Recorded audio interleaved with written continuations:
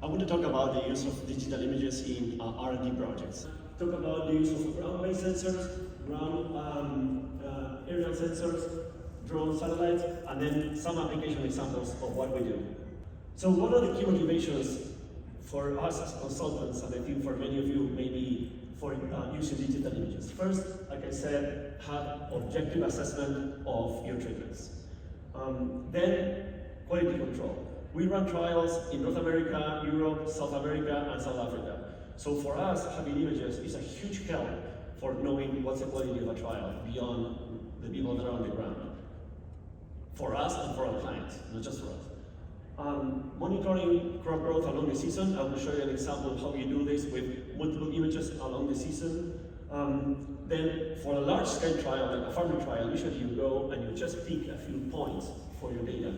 With an image, you can actually do a comprehensive sampling of the whole stream. You can sample everything in there, not just a few spots. And then finally, it's a very good tool for communication with clients.